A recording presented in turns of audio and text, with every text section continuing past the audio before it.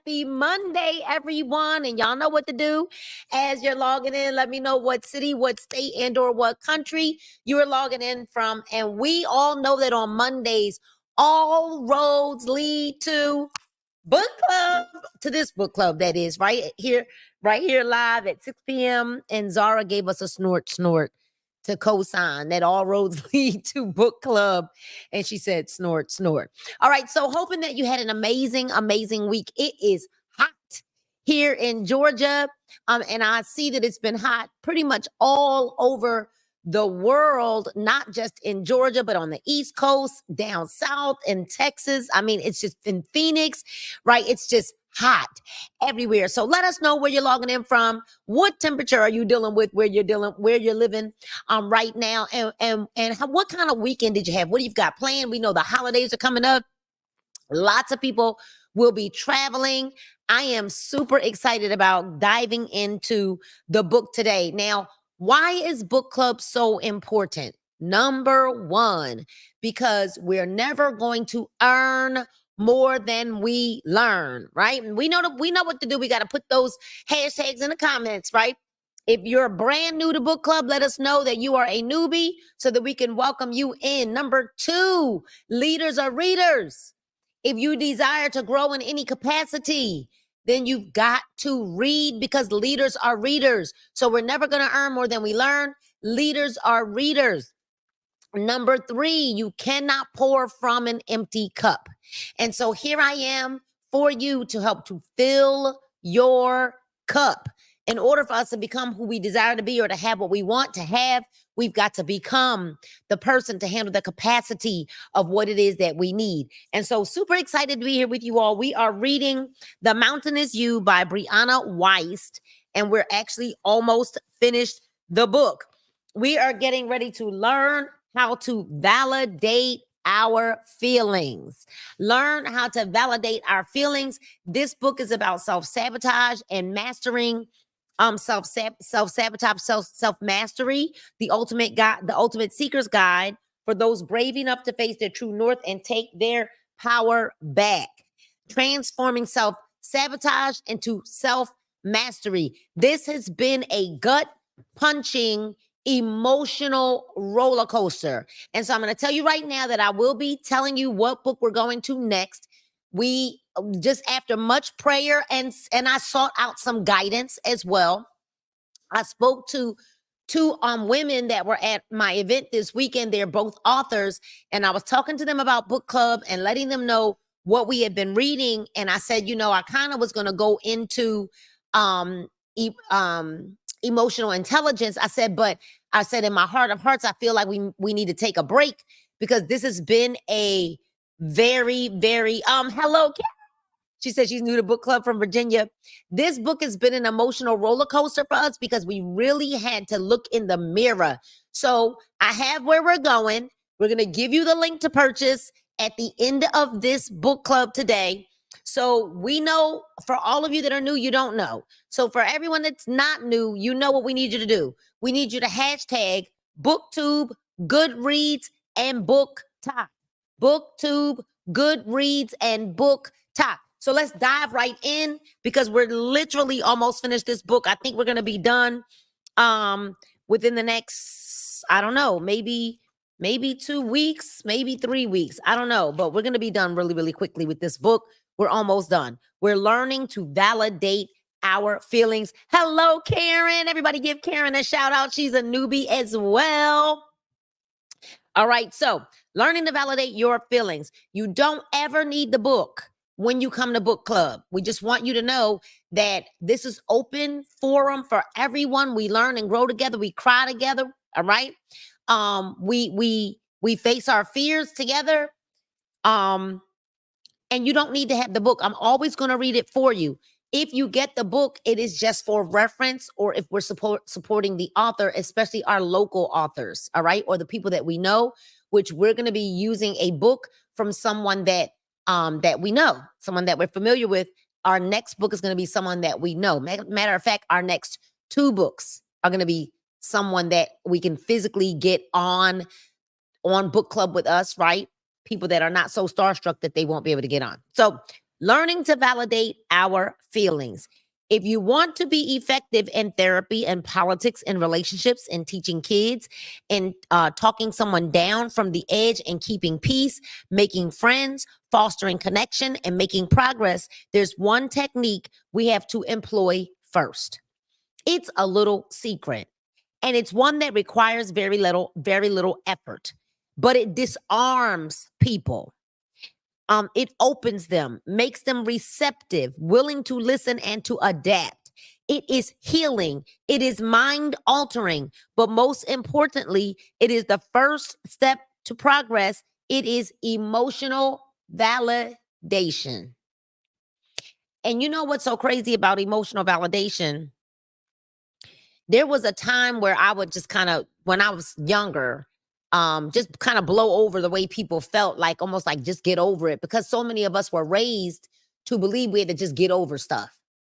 And I will say that I try to make a point now to at least validate someone's feelings. But we've learned through this book, just because there are our feelings, it doesn't mean that they're real feelings.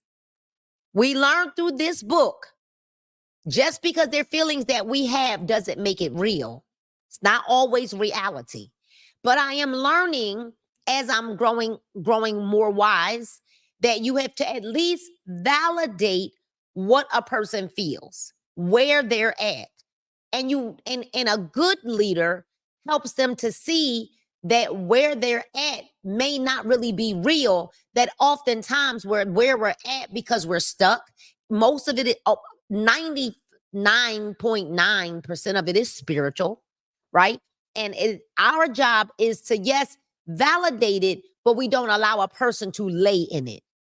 Everybody got that? We validate.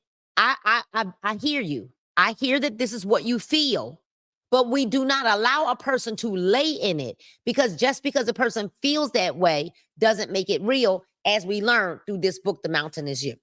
All right? So it's a little secret. It's emotional validation. Validating someone's feeling doesn't mean you agree with them. There it is. Doesn't mean I agree. I hear what you're saying. I respect what you're saying, but I don't have to agree. Nor do I have to. It's like agreeing to disagree, right? It doesn't mean that you concede that they are correct. It doesn't mean that those feelings are the healthiest either. It doesn't mean that they are informed by logic.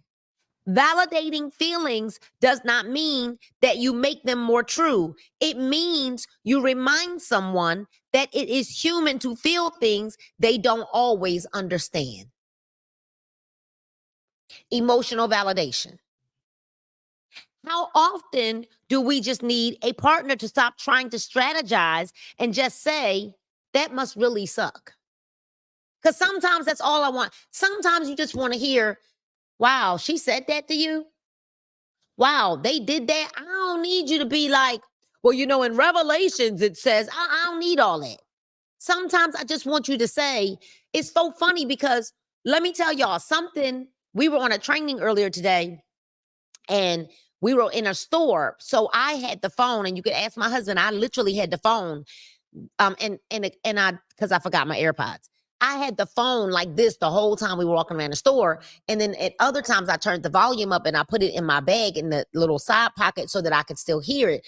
But they had, Paige and Paul had walked away from me. I was still listening to training, and there was something that was said that kind of pricked me the wrong way.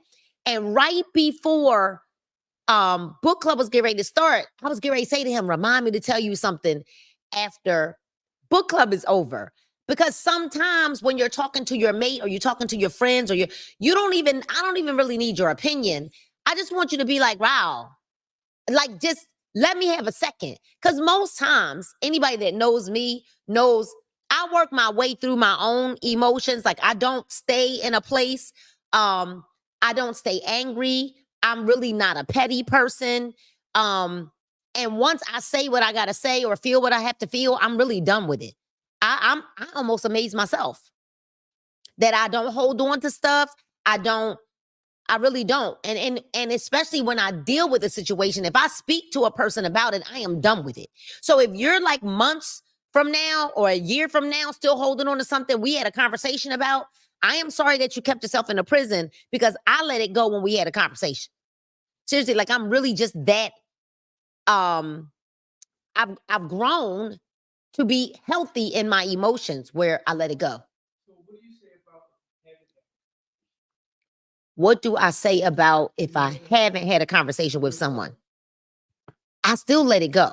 Like I don't hold the so Paul's question was, what about when you haven't had an opportunity to have a conversation with the person?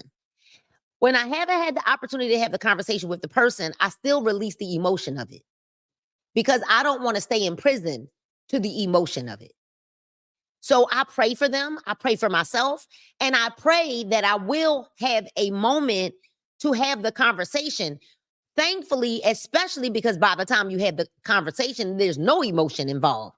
So it's sometimes healthy that you're not even having the conversation when you're full of emotion, because then you can actually have a logical conversation. And there are times that I've gone back to say to people, hey, let me holler at you for a minute. A few weeks ago or whatever, when such and such happened, I want to let you know that I was really bothered by that. I have since let it go, but I want to let you know because there might be something unresolved on both ends. But I still, even when I haven't had a chance to talk to the person physically, speak with them, y'all, I promise you, I let it go. I let it go. Because when you allow that to fester and you're holding on to those things and those emotions, you can't get nothing done. It is just not productive. It's not productive. It's not healthy. It's not healthy to stress. It's not healthy to harbor emotions or things that you have against people that 9 times out of 10, not all the time, let's say 8 out of 10, the person doesn't even know that they might have offended you. So here we go, holding somebody in prison or holding this ought or this emotion about something that somebody probably doesn't even know that they might have offended you. Now, sometimes I believe people know that they're taking digs or jabs when they say certain things. I do. And they say it because oftentimes it's really to preserve or protect themselves. My dog is snorting, right? But I'm not going to keep myself in bondage, which is why I was like, oh, I forgot to tell Paul something when we was in the car. And I was like, I'm going to mention it to him because I didn't like what a person said. I really didn't like what they said today. And I totally forgot. Then we had somebody here at the house and then it kind of bypassed me. But he gonna remind me when this is over to tell him what I wanted to tell him. Right. And so my feelings, right? I.e. my feelings. It could just be me because he didn't hear it, but it could just be me. Right. So, but it just goes, and I only really shared that with you all to show you that it's like real human to have that feeling. But I promise you that once I address it, I'm be done with it. That's just how I operate. Anyway, so how often do you need your partner to just stop trying to strategize or stop trying to? You don't always want somebody to try to fix it for you. Sometimes it's just like, dang, they did that. Dang, they said that. Dang, they left you hanging like that. Darn, you just want them to acknowledge that they at least hear what they're saying, what you're saying to them, right? How much of a weight is lifted off your shoulders when we think, yes, I really am stressed right now and I deserve to be? How light do we feel when we see another person's story splayed out across a screen, one that we can relate to and understand, no matter how devastating it is? How much better do we feel when we simply allow ourselves to be aggrieved and pissed off and irrationally mad? When we let ourselves have it, the feeling that is, something incredible happens. We no longer have to take it out on other people because we are no longer relying on their validation to get us through it. There it is. That's me. I just feel what I feel and then I'm done. And it feels good to just feel what you feel. I said what I had to say. I am done. Maybe I didn't even have to say it to that person, but I released it and I'm done. I'm not relying on anyone's validation. to get me through anything. Because you know what? Let me tell you what I learned a long time ago from a pastor friend of mine.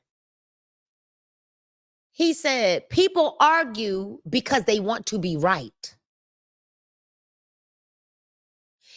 And he said, I don't always have to be right. So I don't argue with people because I don't always have to be right. Arguments ensue oftentimes, one, because sometimes that's all a person knows if that's how they were communicated to growing up. Two, if they feel like they always have to be right. You ever meet that person that they always got to have something to say? They always got to be right. Well, if I'm not relying on, I don't have to be right, this is what I felt, I can release it because then I am free. We can be aggrieved and pissed and mad and do our own processing without hurting anyone else. I can be pissed and I can be mad and I don't have to hurt anyone else. When people are crying out or acting in their lives, they aren't just asking for help. They are most often asking for someone to affirm that it is okay to feel the way that they do. And if they have to inflate and exaggerate circumstances for you to truly feel the weight and the impact, to get someone else to wait and the impact that they do, they'll do it. They'll do whatever it takes to get someone else to say, I am sorry for what you are going through. There are some people that love attention. So they always want to appear to be going through some form of a problem so that somebody can say, I am so sorry for what you're going through. This is not because they are incompetent or dumb. It is because in a world that does not teach us how to adequately process our own feelings, we must often rely solely on our maladaptive coping mechanisms. That's why you could be at an empowerment event, and at the end of the empowerment event, you want somebody to have another coaching session with you to talk about stuff that you are feeling. So you basically sat through I've watched people sit through days and days of empowerment and at the end still have a problem, still have an issue, still need some attention. We must often rely solely on our maladaptive coping mechanisms. When we cannot validate our own feelings, we go on a never-ending quest to try to force others to do it for us. But it never works. We never really get what we need. This looks like needing attention, affirmation, compliments, but it also looks like being dramatic, negative, and focusing disproportionately on what's wrong in our lives. When someone is complaining about something simple and they seem to be doing it more than the given situation would call for, they aren't trying to get your help about a small issue. They are trying to have their feelings validated. This is also a common root of self-sabotaging behaviors. Sometimes when we have deep wells of grief within us, we absolutely cannot allow ourselves to relax and enjoy our lives and relationships. We cannot just have fun because doing so feels like betrayal. It feels offensive. We need to feel validated, but we don't even know why. This is deep. Why is this effective? Think of your feelings like water running through ducts in your body. Your thoughts determine whether or not the ducts are clean. The cleanliness of the ducts determines the quality of the water. If you suddenly have a feeling that you dislike and you don't expect a sudden rush of water, let's say it's common to want to shut the valve off and to not allow it to pass. However, stopping the flow of water does not make the water go away. Instead, it begins to intensely pressurize and create serious damage to the parts of your body that are no longer receiving flow. This begins to have a ripple effect on your entire life. Sometimes the water disperses itself gradually. Other times it implodes and creates what we see on the surface as complete emotional breakdown. When all of the water finally comes through and we grieve and cry and fall apart, we are going through a process of being reset. It is positive disintegration. We are gutted, but at the same time, feel better when it's over. All that happened in that implosion was that your feelings became validated when you gave yourself permission to feel them because you had no other choice. This is what we do in therapy. This is what we do when we vent. This is what happens when we experience a catharsis. A sad movie that we kind of enjoy being sad about allows us to feel sad in a world that otherwise does not. But there's a healthier, easier way, which is learning how to process our feelings in real time. There's the answer to your question, Paul. I've learned how to process feelings in real time. Validating your feelings sounds like a big term, but it really means one thing. It's just letting yourself have them. So I recognize this is just a feeling. I feel this right now. I don't have to feel this tomorrow. You know what's so crazy? Is as I'm talking to you guys here on Book Club and I'm thinking about what a person said earlier, I am now feeling sorry for them. Even though on the onset, I was pissed that they said it. I'm now feeling sorry for them because one is like, gosh, did they say that to make an excuse for where they are not? Could they silently or secretly wish that they had my set of circumstances? Now I'm kind of feeling sorry for them because I've been able to talk through my own feelings. I had my feelings. I had my feelings. And then I just let myself have what I felt. I'm processed through it. And I had it in real time. I don't have to do a Facebook post about it. I don't have to. No. When you are healing past trauma, often a big component is allowing yourself to experience the full expression of an emotion. You have probably done this in the past. Think about the passing of a relative whom you loved but were not overly attached to. When you learned of their death, you were undoubtedly sad, but you didn't attend the funeral, cry for an hour, and then carry on with your life as though nothing happened. Instead, you probably experienced a bout of sadness then, and then maybe the next day, and then maybe a week later, the wave of grief came and went in varying intensity. When you didn't resist them, you cried and felt sad, or maybe took a nap, a hot bath, or a day off from work. And then, without much effort from you, the feeling passed and you felt better. Once we have and acknowledge an emotion, it will often go away on its own. If there is no course of action to take, if all we really need to do is accept it, then we just have to let ourselves be there. The reason we don't do this more naturally is because obviously we can't burst into tears at our desks every time we feel bothered by something. Turning off the water valve is perfectly fine as long as we can go home and let it out later. It is okay to control when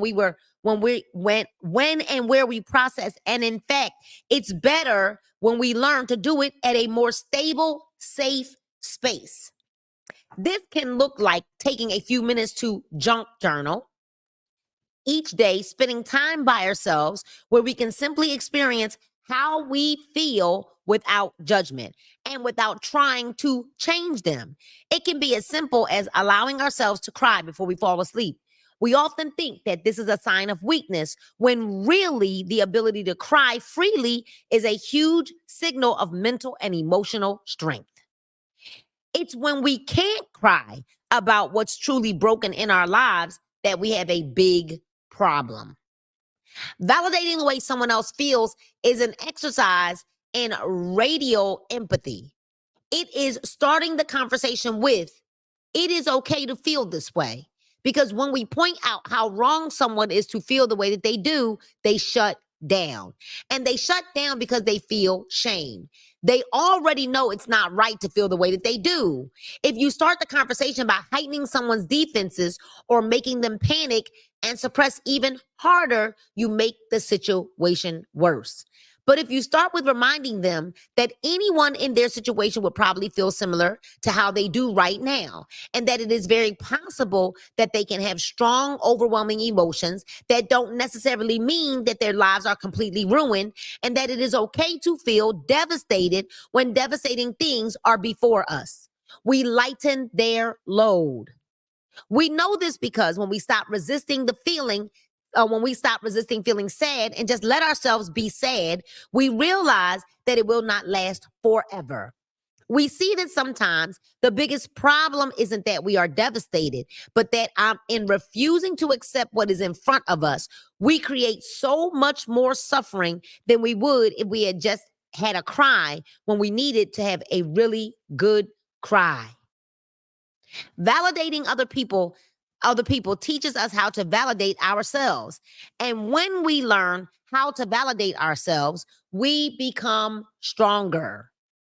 When we learn how to validate ourselves, we become stronger. You don't always need to have a conversation to explain your side. You really can validate your own feelings and then become stronger because of it. So because I've gone through some emotional processes for myself, because I needed them so that I could grow in business, I grew spiritually so that when you grow spiritually, every other facet of your life grows. When a person continues to be stuck emotionally in places, it is because something is off spiritually. It always boils down to what's off in us spiritually. It's always spiritual. When we keep ourselves in a dark place, it is spiritual. All right? So validating others teaches us how to validate ourselves. And when we learn how to validate others, we become stronger. We see that our emotions are no longer threats, but informants. Uh-oh. Y'all should write that in the comments. Our emotions are no longer threats, but informants. They show us what we care about, what we want to savor, and what we want to protect. They remind us that life is fleeting and challenging and gorgeous. When we are willing to accept the darkness, it is only then that we find the light. So now we're going to adopt our own principles. Take a breath right where you are.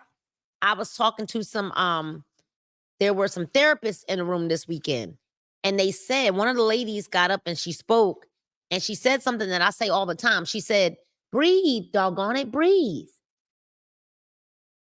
She said, some of y'all are not even breathing. Just breathe. Like, take a deep breath and breathe. We're really just, some people are just existing in this life, just here, just kind of existing. But breathe, like feel life. Breathe. And we're going to adopt your own principles. If you feel lost, or as though you don't know where you want your life to go next, or worse, fear that everything you have built could come crashing down, you don't need more inspiration. You don't need more positive thinking. When you have money problems, you need money principles. When you have money problems, what do we need? Money principles. Type that in the chat. Money principles. When you have relationship problems, you need relationship principles. When you have work problems, you need work principles. So we need money principles, relationship principles, work principles. When you have life problems, you need life principles. Money does not solve money problems. Different relationships do not solve relationship problems. New work does not solve work problems. Your future life will not solve your life problems. This is because money does not make you good with money. Money principles makes you good with money. Love does not make you love yourself. Relationships do not make you good at relationships. Work does not make you good at your job or capable of work-life balance. Problems don't inherently make you a stronger person unless you change and adapt. The variable here is you. Type in the chat, it's me. The common denominator is whether or not you shift your foundational perspective on the world and how you behave within it. It's me. Let's be very clear. Someone who makes $500,000 can be as seriously in debt and struggling as someone who makes 50K. And in fact, this happens more often than you would ever think. People who make less money are required to learn how to manage it better. And people who make more think they can eschew principles because of the quantity that they are attaining. You can screw up your dream relationship just as quickly as you can hook up because of the way you relate to others is an issue with you. Not something that shifts depending on whether or not you meet the most perfect person who never triggers or annoys you and relates to you with unconditional positive regard. You can be just as unhappy in your ideal job with your perfect hours at your most desired pay rate if you don't know how to ration your time, relate to others in your workplace, or move your career forward. People who are living their dreams and following their passions can be just as unhappy as people who are not. If you don't have principles, your life is not going to get better. Problems are only going to follow you and get bigger as your life does. The good things that happen to us in life are like magnifiers. They show us where we will still need to grow. True love shows us to ourselves. Money shows us to ourselves. Dream jobs show us to ourselves. The good, the bad, the desperately needs to change right now. If you don't have principles now, you won't have them later. If you don't have the money principle of living beneath your means, you won't be able to do it when you have more money. If you don't have the relationship principle of not relying on others for your sense of self, it won't magically resolve itself when you meet the right person. You will only sabotage that relationship too. What is a principle? A principle is the fundamental truth that you can use to build the foundation of your life. A principle is not an opinion or a belief. A principle is a matter of cause and effect. Principles can be personal guidelines. Some examples of money principles are the following. Keep your overhead costs low. Get out and stay out of debt. Live beneath your means or save for a rainy day. Many financial experts advocate prioritizing debt repayment as the beginning of financial health. This is because one day of accrued interest probably won't impact you much, but 20 years will, to the tune of tens of thousands of dollars, if not more. In the same way, one day of gained interest to investments won't make a big difference, but 20 years will, to an even more significant margin.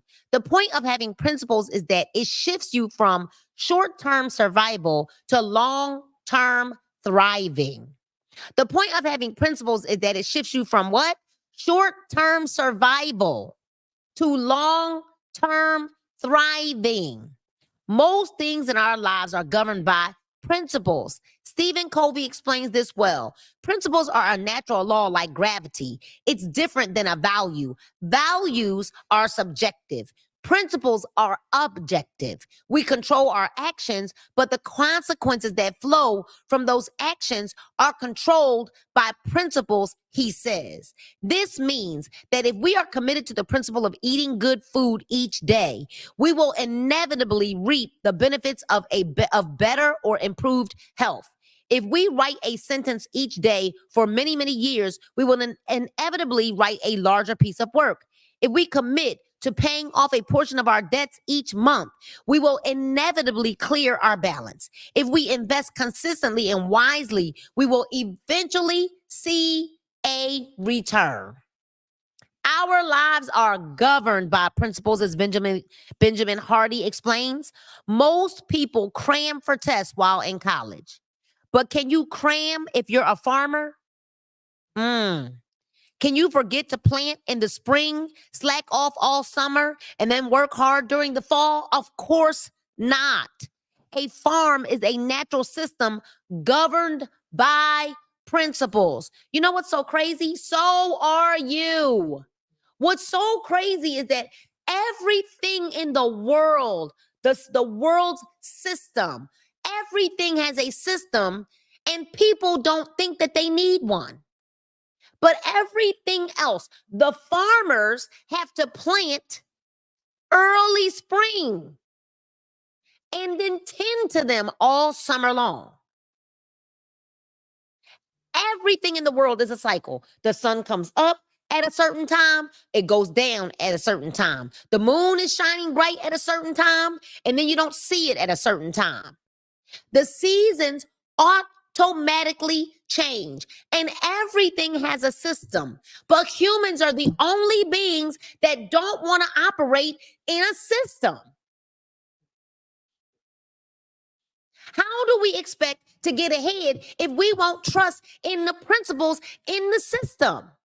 The spiritual system, the spiritual laws, the law of documentation. You know, I document every single day. Every single day. I say what I want every single day. There's a good book that I read that says that I should. And I do it every single day. I haven't broken bad habits. I've created better ones. And this says, the book says, a farm is a natural system governed by principles, and so are you. The law of the harvest is always in effect. What you plant, you must harvest. Say, what I reap, I must sow. What you plant, you must harvest. Furthermore, what you plant consistently over time eventually yields a compounded or exponential harvest. There's no way around it. You often don't experience the consequences of your actions immediately, which can be deceiving. So we can eat bad for a long time, and you think we've escaped it because we're just eating bad. Eating bad, eating bad, eating bad, eating bad. Then you on the altar, at the altar, oh, pray for me. The doctor said I got diabetes. Oh, pray for me. The doctor said I got cholesterol. Oh, pray for me. The doctor said I got high blood pressure. What do you mean? Pray for you. I put up a thing in my stories, and it said, you got you that way. All your bad eating. Now we want the altar call because we ate bad. What you plant, you must harvest. If you smoked one cigarette, you probably wouldn't get cancer. If you spent $10 on coffee just one day, it probably wouldn't affect your financial life. However, over time, these habits have drastic outcomes. It turns out that $10 daily over 50 years at 5% compounding interest becomes $816,000. When you make an investment, you don't expect to see a return that day. In the same way, you can go to sleep feeling accomplished, knowing that you chipped away at your future just by adhering to your principles. Little things done repeatedly over time become big things. Let's all type that in the chat. Little things done repeatedly over and over time. So little things, comma, done repeatedly and over time, comma, become the big things. Little things done repeatedly and over time become the big things. Little things done repeatedly and over time, not just done repeatedly. I'm loving that they said, and like that Brianna Rice says, and over time. So it's little things done repeatedly, because we normally don't put that "and over time." Little things done repeatedly and over time becomes big things. And I think we forget, Paul, that everything that is now big was once small.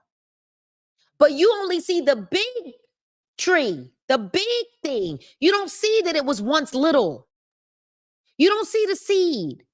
People see my success now, but they don't see, you know what? And I'm going to say it's right here. So, Paul, they didn't see the $50 5 links check I made for 2 years worth of work. And I was spending almost $500 a month. I was in a company, Robin Owens, where I was spending almost $500 a month. I made $50 in 2 years.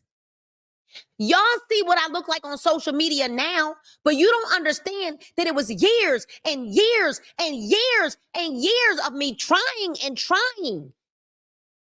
You see, Paul does 20% of I do 80% of my own production. Still to this day. You see him, people like, oh, you got a ready-made cameraman. Paul just started learning how to do that.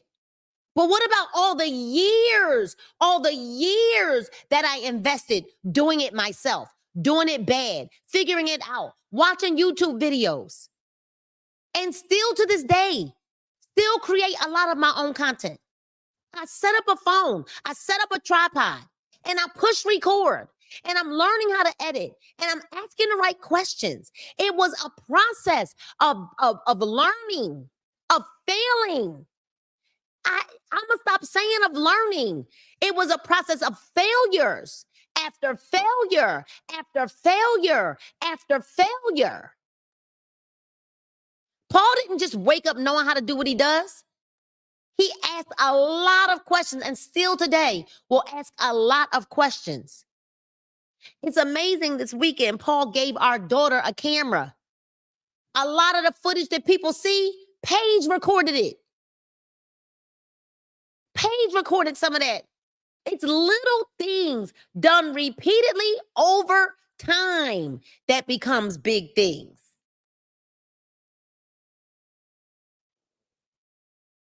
It's not what I've done one time. The problem is you give up way too soon.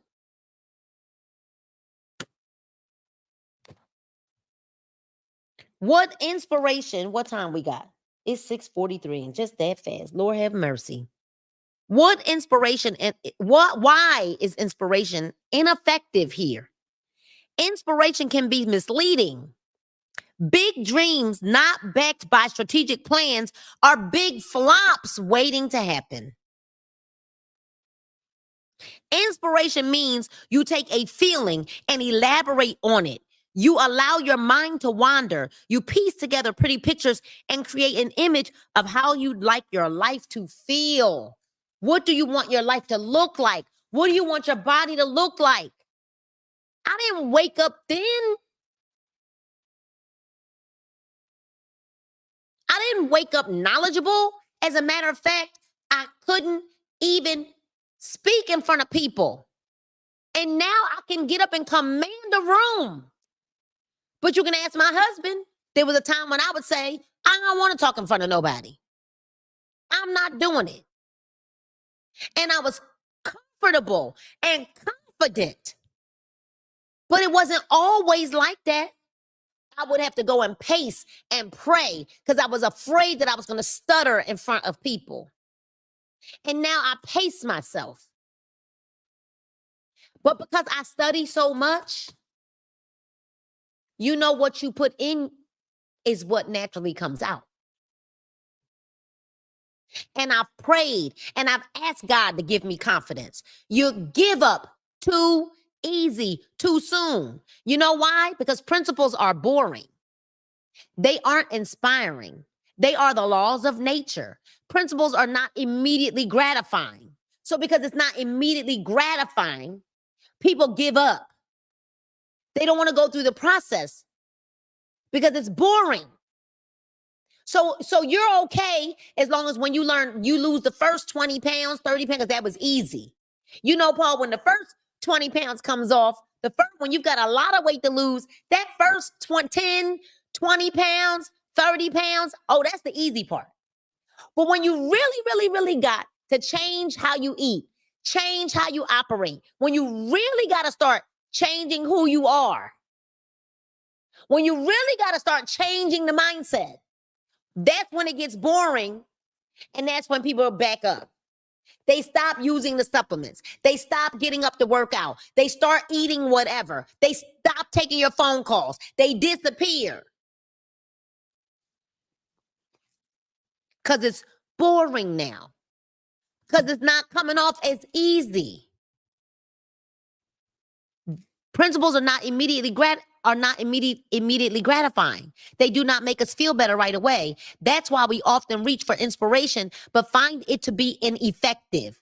Because no one can inspire you. You got to have a light down on the inside, a flicker that's like flick, flick.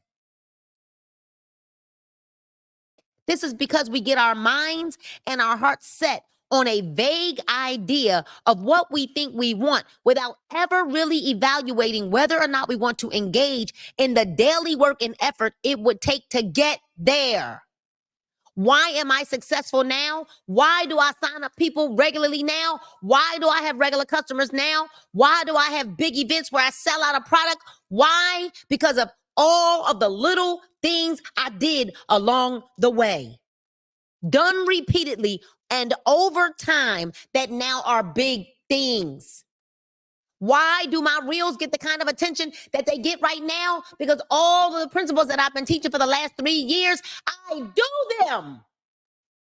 Imagine that I actually do, Paul, what I teach. And I'm not a gatekeeper. So everything that I do, I teach, and I give you all the play. I tell you what to go do, and no one does it. I might get one, and it's a shame. I might pull out I'll look at the numbers of people on a training. If I get 150 people on a training, let's say I get 125 people on a training, I already know 5 of them are going to do it. Only 5.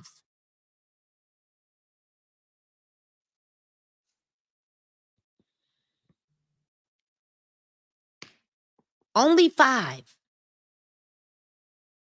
So this is because we get our minds and our hearts set on a vague idea of what we think we want without ever really evaluating whether or not we want to engage in the daily work and effort it would take to get there. What about the daily work and effort that it takes to get there? My reels that can do 120,000, 500,000, 600,000. I think, Paul, we've got one that's about to hit another million, right? That took time. It didn't happen overnight. It took a while, Karen, for us to figure out what would even work. So when we don't pair inspiration with the principles, so what do we have to do? We have to pair inspiration with principles. When we don't pair them, it takes with the principles it takes to achieve those dreams, we become more lost and disappointed than ever before. So why do you feel lost? Because you have not paired inspiration with the principles it takes to achieve your dreams. You just think it's going to come easy.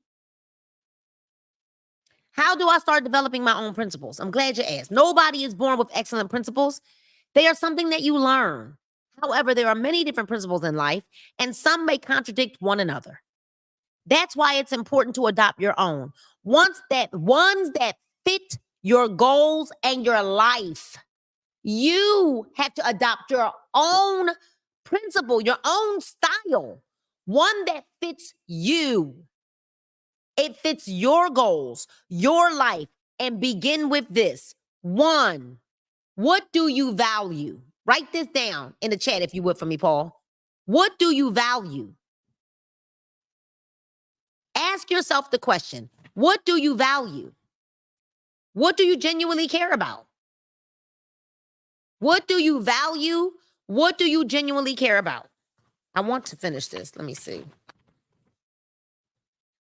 Ooh. What do you value? What do you genuinely care about? What feelings do you want to experience in your life? What do you care about? What do you want to feel? What makes you uneasy? What gives you anxiety? The answers could be something like this. I value relationships, and so by principle, I'm going to prioritize them when given the opportunity. Alternatively, by principle, I value honest and positive relationships, so I'm not going to be in a dating limbo anymore. Unless someone commits within a reasonable amount of time, I will regard their hesitations as a no. These are just some of the ways that you could be answering. Perhaps you value financial freedom. And so by principle, you're going to put your extra cash toward repaying debt or building savings or investments. Perhaps you value travel and freedom. And so by principle, you're going to start working for yourself and always prioritize being able to work remotely or make your own schedule. When you are clear on what your principles are, you can build your life from a genuine, healthy place. You can start working toward goals that support what you do and do not want to experience that will make you the calmest and happiest version of yourself. Or could it be that you have yet to be able to move forward because you're so busy trying to be somebody else? You don't have your own style and flair. You're so busy trying to be somebody else. Could that be why you haven't found your flow yet? You know, I work with some very powerful women. And all of us are alike, but all of us are uniquely different. I am not Stanisha Grant, but I am powerful as Nina Mora. I am not Twyla Portis. I am powerful as Nina Moore. I am not competing to be like any of them. I have my own sound. I have my own flair. I dress my own unique way. I have my own style. I have my own way that I do things. I am me. But all of us are very alike in a way that we have great work ethic. We have great communication skills. We're all very driven. We're all very powerful women, but all of us have our own style and flair. Does any of this make sense? I'm not trying to be Stanisha. I'm not trying to sound like Stanisha. I might say something she says every now and again. And I always gonna give her credit that I said it. The first 3 or 4 times. Then after that, it's mine. Same thing with Twyla. But I don't want to be them. I want to be me.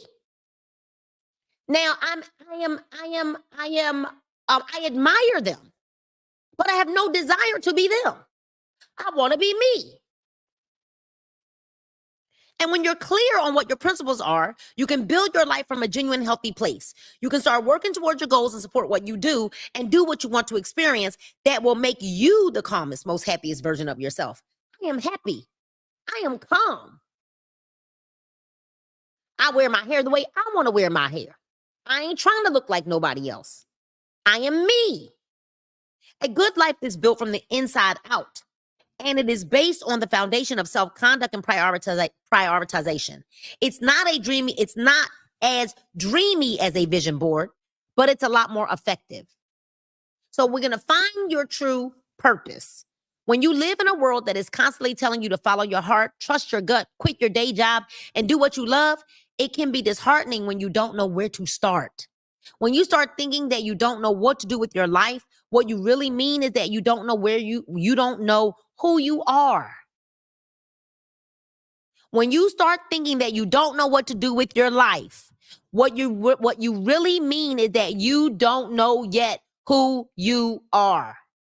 Finding your purpose is not necessarily about realizing that you are destined to live in a monastery or devote your life to a singular vocation or goal. Your purpose is not one job. It is not one relationship. It is not even one career field. Your purpose is first and foremost just to be here.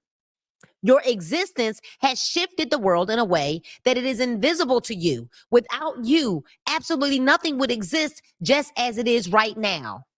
This is important to understand because if you start believing that your whole purpose is being alive is just a specific job or a role you take on at home, what happens when you quit or retire or when the kids grow up and you're no longer a parent? You'll sink because you will falsely think that was your only reason for being. Do you realize that the world couldn't even work, move and spin and be without you being here at the specific time that you're here?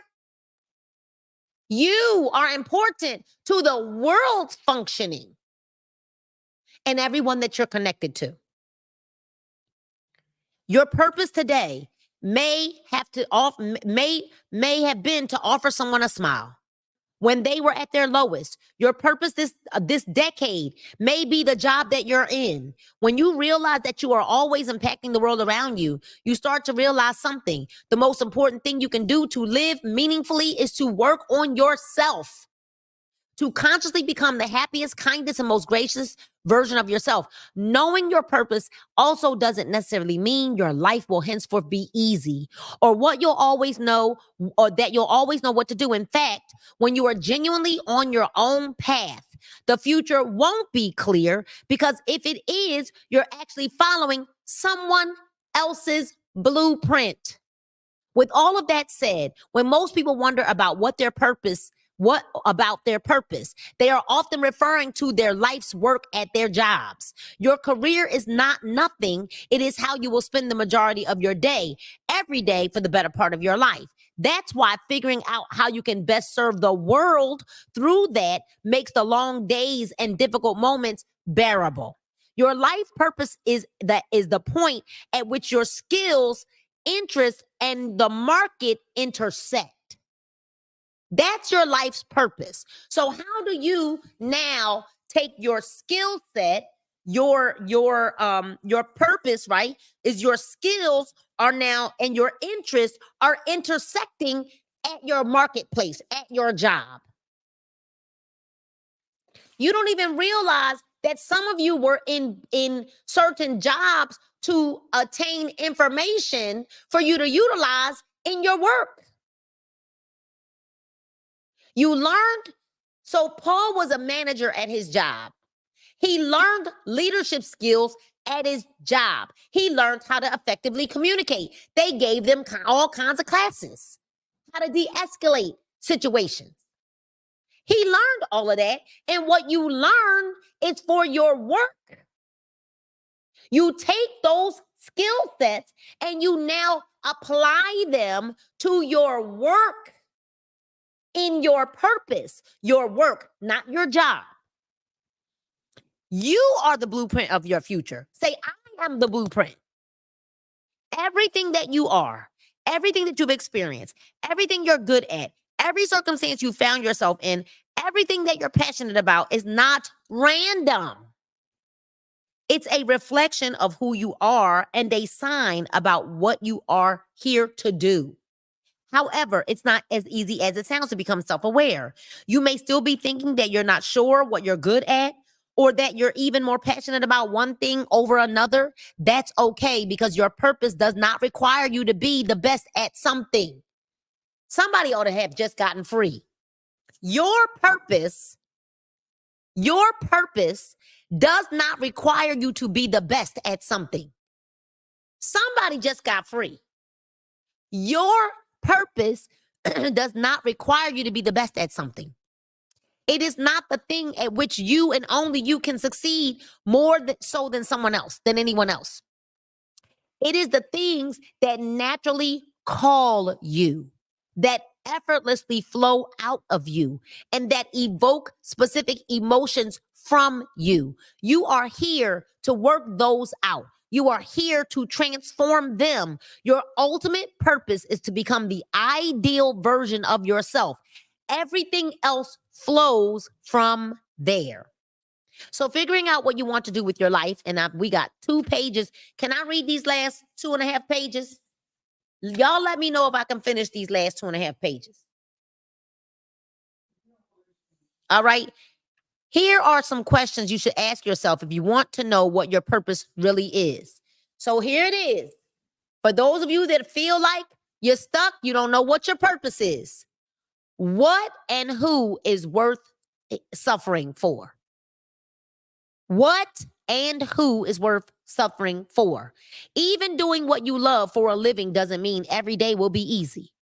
Everything comes with its own set of challenges. So the question really is really, what are you willing to work for? What are you willing to be uncomfortable for? Close your eyes and imagine the best version of yourself. What is that person like? Close your eyes. Imagine the best version of yourself. What is he or she like? What does that person look like? The best possible version of yourself, of the most loving, kind, productive, and self-aware version is who you really are. Everything else is the byproduct of coping mechanisms you've developed and picked up from other people. I'm going to say it again. The best possible version of yourself, the most loving, kind, productive, and self-aware version is who you really are. Everything else is a byproduct of coping mechanisms you've developed and picked up from other people. Here's another question. If social media didn't exist, what would you do with your life? Woo! If you knew that you wouldn't be able to show off, impress, or even share what it was you choose to do with your life, how would it change your ambitions?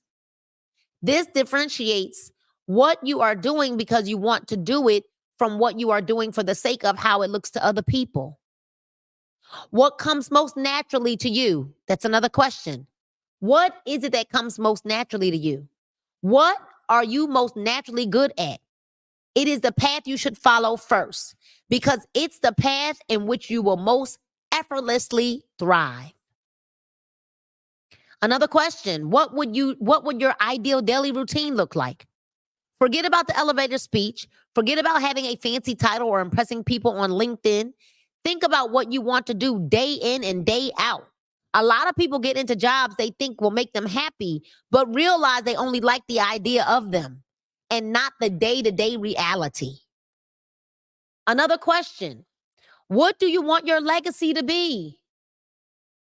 Instead of worrying about the virtues on your resume, focus on the virtues of your eulogy. Woo! There are some people that are more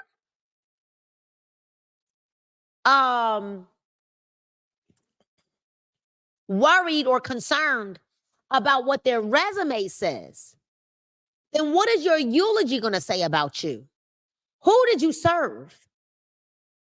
You know, there's some people that think they serve and they really don't. All they do is there are some people that think they serve, but they serve, Paul, because they want accolades for serving. They want somebody to give them a Data Boy award. They want to be recognized. They want you to call their name out. See, the people that really serve, they serve and they don't tell nobody. They don't even want nobody to know that they don't even want anybody to know that they helped. That's real, true service. Who did you inspire? What is your eulogy going to say about you? Who do you want to be remembered as? What do you want to be known for? Though it's lovely to reflect on all the virtues and talents of your life, here is an even more important part of finding your purpose. It is often found through pain. Most people come into the awareness of their purpose not because they are effortlessly clear on what their talents are and how can they best utilize them, but because at some point they find themselves lost, depleted, exhausted, and with their backs against the wall. That's how you find your purpose. I found my purpose because I was broke and broken. found my purpose because I was at my lowest point. I found my purpose because I said, I never ever want to feel like this again. And I want to help other people not ever have to feel the pain that I was feeling either. That's how I found my purpose. You don't find your purpose in a good times. You find your purpose at your lowest point, at the point of no return. When I was depleted, when I was exhausted, that's when I found my purpose. In experiencing hardship and challenge, we begin to realize what really matters to us. It sparks a flame that, when kindled through action and commitment, becomes a transformative fire. I got a fire that can't nobody put out. If you listen to the stories of many of the most successful people in the world, they often begin with unimaginable hardship. In the face of the most unlikely situation, these people are forced into action. Comfort and complacency is not an option. They realize that they must become the heroes of their own lives and the creators of their own futures. I didn't have a choice. I'm not comfortable right now. Like right now, I am not comfortable. Every day I'm learning something new. Every single day. I am not comfortable. I don't ever want to get comfortable because I don't ever want to stop growing. At the end of your life, wait. In the face of most unlikely situations, these people are forced into action. Comfort and complacency is not an option. At the end of your life, your purpose will be defined not by how you struggled, what circumstances you were in, or what you were supposed to do, but how you responded in the face of adversity, who you were to the people in your life, and what you did each day that slowly, in its own unique way, changed the course of humanity. And that ends chapter 6. Chapter 6 of The Mountain Is You was building a new future. Next week, we will start chapter 7, from self-sabotage to self-mastery. It is the last chapter of this book. Woo! This was so good. This was so good. Thank you all for joining in. And I want to tell you before we get off where we are headed. Our next book, and the link will be in the comments. The next book that we will be reading is a book by my daddy, The Ultimate Leader, The Leadership Style of Jesus. The Ultimate Leader, The Leadership Style of Jesus by Dr. Gilbert Coleman Jr., who happens to be my father. There is no way that I'm going to have a book club and I'm not going to feature my own. You know, we feature all these other authors. And so I am asking all of our book club and anyone who watches this, maybe you're watching the replay, I need everybody to go to Amazon right now and buy this book. Buy this book. Everybody go to Amazon right now. The Ultimate Leader, The Leadership Style of Jesus. We're going to talk about leadership. And I need everybody to go and buy this book. And then I want you to take a picture of yourself once the book comes and tag me to it in your stories and on your pages, and tag my dad, Gilbert Coleman Jr., on Facebook, on Instagram. He's Dr. Gilbert Coleman Jr. And let's study leadership Jesus way. All right. And Dr. Gilbert Coleman Jr. will be present with us during some of our book club because we're reading his book. So let me know in the comments who's going to buy my dad's book, The Ultimate Leader, The Leadership Style of Jesus. This is what it looks like on Amazon. The link is there. I need everybody to go and get this book. Ta, ta, ta, ta, ta, ta, ta, ta, ta. All right, so make sure that you are subscribed to this YouTube channel. All right, make sure you're subscribed to the channel so that you can get your updates and you'll always get notified when we are live. And I want you to also make sure that you go and subscribe to my website, ninamoorer.com. Subscribe to ninamoorer.com so that you can get your free gift once you subscribe to ninamoorer.com. Don't forget to get your book. We've only got one chapter left of The Mountain Is You. And I don't know, you guys, we might be 2 weeks, we'll just be 2 weeks. I don't know. We might actually be finished this next week. And it would be good if we can finish this next week, because if we finish this next week, all right, y'all, let's be prepared to finish chapter 7 next week so that in July, we start fresh. All right. So July 8th, Monday, July the 8th, we will start The Ultimate Leader, the leadership style of Jesus. All right. She's ordering 2, one for me and one for a friend. Thank you, Cheryl. Thank you so much, y'all. Get your books. We will start this one July the 8th, because next Monday is only what's today, 24th? It's the 1st. Next Monday is July the 1st. Oh, yeah. So we will, I wanted to be done this book. I wanted to be done The Mountain Is You before July hit, but it's okay. We're going to start this Monday, July 8th. All right. So everybody, please go get your book.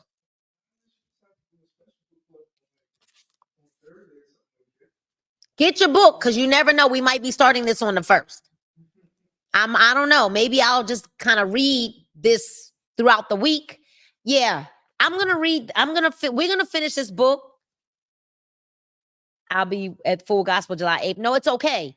We're going to start this book next Monday. I want to start this in July. I want to start leadership in July. I'm going to be finishing this book throughout the week. Is that okay, everybody? So just follow me on Facebook. I'm going to be finishing this throughout the week. I'll finish chapter 7 throughout the week on my Facebook so that we can start this on Monday, July 1st, which is next Monday. All right. Miss Carol said I ordered 2 for me and mom. Yay. All right. Let us know when you order your book. We're going to start this next Monday, and just know that you will have the author present with you some of our journey through this leadership book. Dr. Gilbert Coleman Jr. is my dad. All right, you guys. So listen, have an amazing rest of your evening. Thank you for logging in today, for joining in, and for allowing me to fill your cup. Hopefully this will take you throughout the week. And they say only 6 left. 6 left? Really? No way. Go get y'all books. I'm gonna have to talk to my dad about that. Right? I'll call him as soon as this is over. But enjoy the rest of your evening. Enjoy your week. Pay it forward. Do a good deed. Be kind to one another and be kind to someone else. We never know what someone might be going through. All right, you guys, ladies and gentlemen, always remember that God loves you. I love you. And there's absolutely nothing you can do about it. God bless you all.